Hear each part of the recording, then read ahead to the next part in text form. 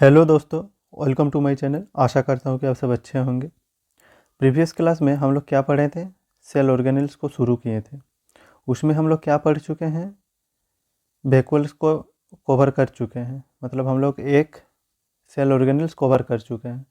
आज हम लोग शुरू करने वाले हैं एंडोप्लाज्मिक रेटिकुलम। तो चलिए इसको शुरू करते हैं। तो देखिए ये क्या होता है? A large network of membrane bound tubes. ये एक लार्ज नेटवर्क होता है और क्या होता है?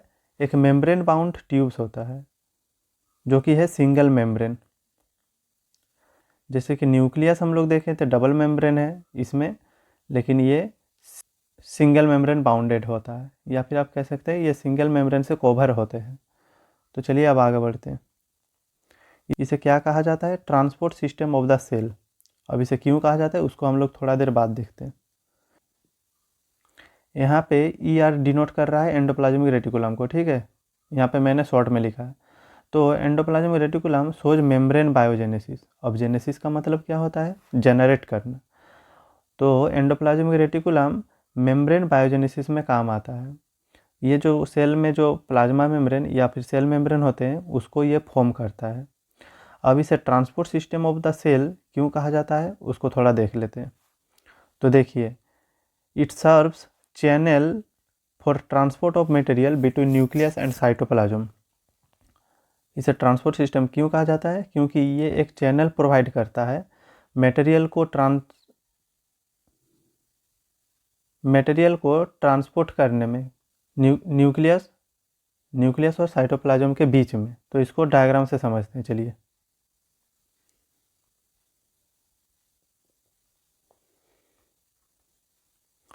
तो देखिए,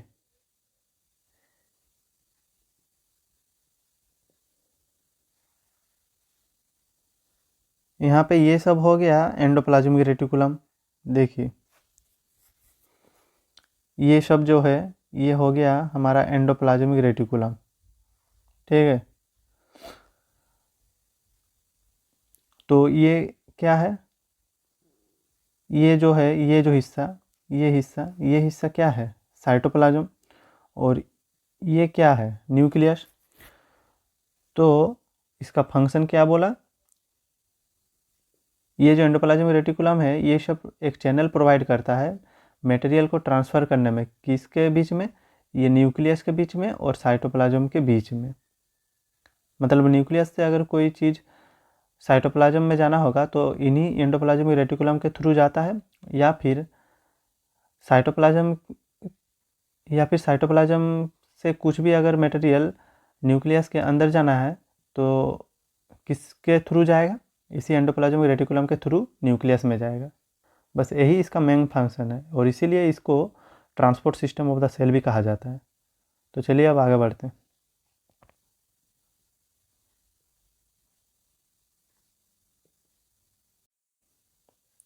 अब देखते हैं इसके टाइप्स के बारे में।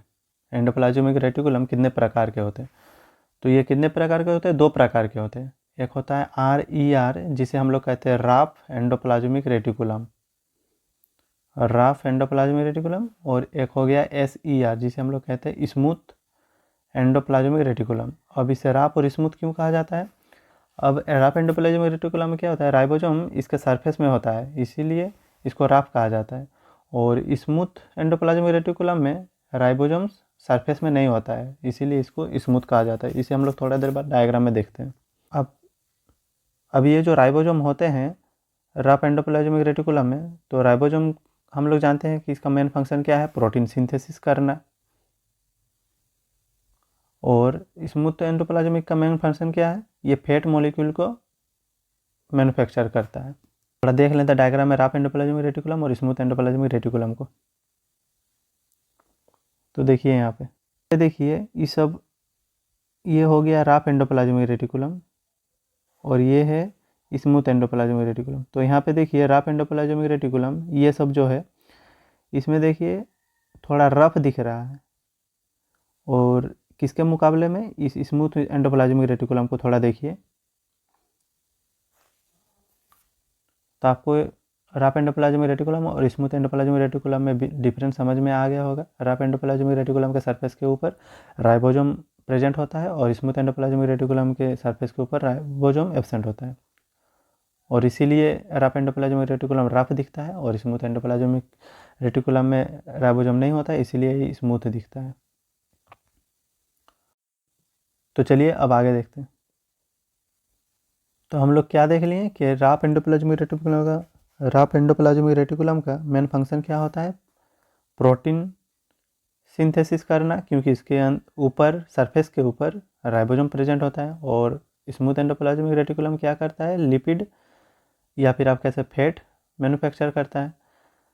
तो ये जो प्रोटीन और लिपिड हो गया, ये किस तरह का काम करता है, हार्मोन और एंजाइम की तरह काम करता है। और ये जो एंडोप्लाज्मिक रेटिकुलम है, हमारे सेल के अंदर जितने भी पॉइजन और ड्रग आ जाते हैं सेल के अंदर, उसे ये डिटॉक्सिफाई करने का काम करता है। तो आज हम लोग कवर कर लिए एंडोप्लाज्मिक रेटिकुलम को। कल हम लोग देखेंगे माइटोकॉन्ड्रिया के बारे में। तो चलिए आज यहीं पे वीडियो ख़त्म करते हैं।